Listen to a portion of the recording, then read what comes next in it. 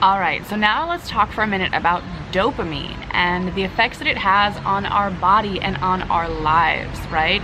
It is the chemical that is released in our brain that makes us happy. It's the chemical that tells us that if we do this thing, there's going to be a reward, right? It builds up the suspense and the anticipation and the excitement to do whatever that thing is so we can have the reward. And that is why dopamine is known as the motivation molecule. Dopamine is known to make us feel more awake and make us feel more alive. High levels of dopamine make us motivated. They make us excited. They make us want to work hard for whatever that thing is. It's going to bring us a reward. However, low levels of dopamine make us feel lazy. They make us feel disconnected. And it makes us unhappy because we feel like there's nothing exciting happening in our life. And dopamine is created through movement. So for example, if you're spending all day sitting at a 9 to 5 at a desk, you're not going to have that much dopamine, right? Because you're sitting and you're not in movement. There's nothing happening in your life that's fluid and in motion that's making you feel like doing something or reaping the benefits of something is going to bring you any sort of happiness, because you're just stationary, you're in one place. Same goes for your mind, right? Think about if you never have any thoughts,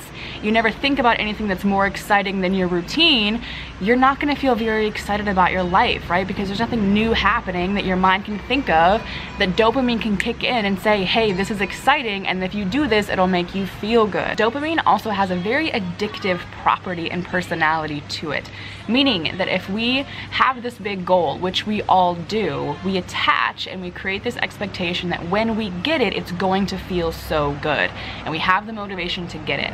But in doing that, we're missing the present moment, right? And this goes back to moderating our emotions and not indulging, right? So if we are only attached and excited about one thing, when that one thing happens or something negative happens that we feel like we can't reach it or there's a roadblock or something, the dopamine shuts off and we lose all motivation to keep going towards that thing. Or when we reach that thing, we're not as satisfied, and there's not as much of a, okay, let's keep leveling up and let's keep growing, because once we've reached that thing that we've been tying all these emotions and excitement and motivation to, once we reach it, we're not as satisfied, because now what, right? Now that one moment of reaching it has passed, and now what? Right? And a point of this is to just create the motivation all the time and to find the joy in your life all the time. And again, like, things are always going to be happening while you're on your journey, and if we can't recognize that we have to connect to all of the moments and to create excitement for all of the things in our life, not just the ones that are super intensely exciting, we're probably going to quit, and we're not going to feel like we have the strength or the motivation or the push to keep going. So the goal in creating a dopamine upgrade is to balance out those levels, is so that our minds can find happiness and excitement and motivation in more things than just the end goal, so that we're more likely to keep pushing forward to reach them, right? So say you're at your 9 to 5 all day, and by the time you get home, you're exhausted and you don't have the time or the energy to start working on your passion project, or to go for a run, or to sit down and journal, or to do your craft that you love or your hobby, right? And that's because you've been sitting all day, not in motion, and there's nothing that exciting that's happening, right? So your dopamine levels are really low. You feel tired, you feel exhausted, you feel lazy, right? But if we're working towards new things and there's a gap from where we are to where we want to be, motivation is something that we need to create and cultivate within ourselves, not just about the end goal, but in our day-to-day when the end goal isn't there yet, when the end goal isn't in sight yet, and you're just trying to go through the day-to-day motions and create a practice that gets you there, that you can implement every day. Dopamine is something that has to be present all the time, that we have to create on our own through a bunch of the little things that also give us those feelings of motivation, right? So dopamine can be increased in different ways, and those ways are: 1, moving your body, exercising way more. Studies have shown, it is science, it is proven that if you get out and you move your body and you get your heart rate going, dopamine will increase. So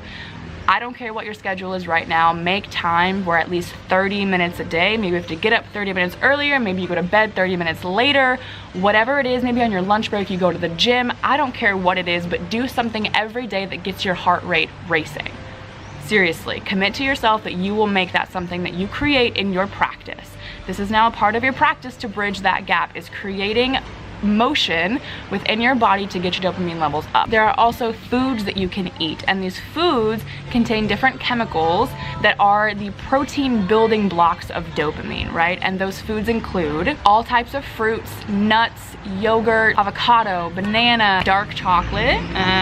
So in creating your own practice of upgrading your dopamine, you're kind of taking back control of what it is that you're addicted to, right? So maybe binge eating is something that you're addicted to. Binge eating makes you happy. Overeating makes you happy. Eating a lot of sugar makes you happy, right?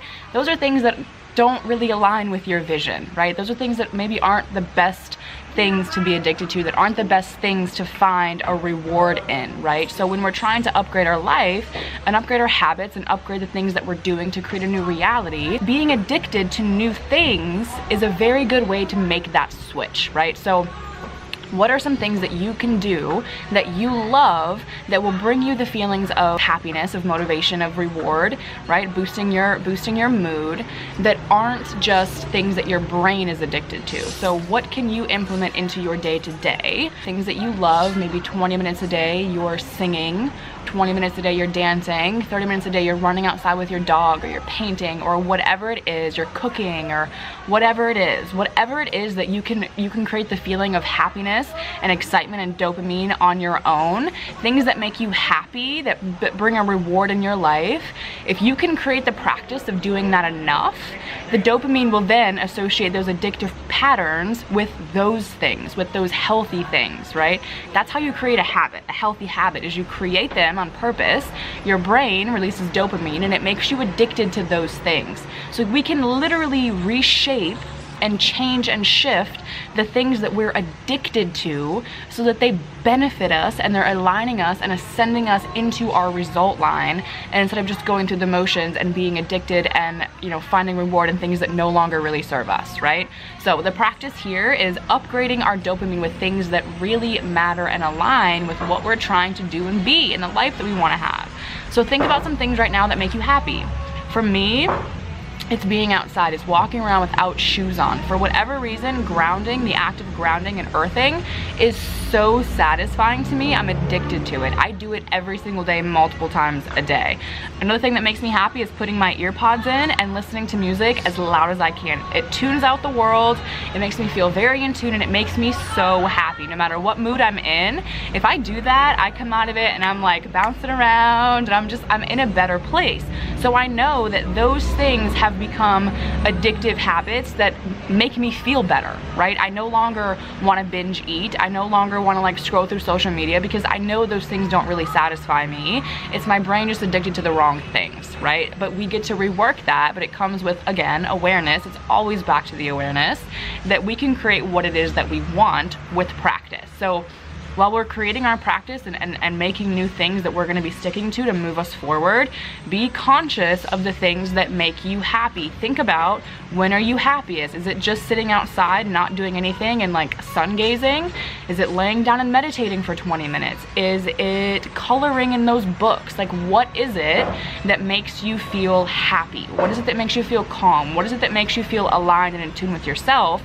And we need to make that the habit and the pattern and the practice that we're adapting. And eventually dopamine will addict to that and it'll become our lifestyle, and that's how we move forward, right? So list some things right now that you can create in your practice that make you individually happy.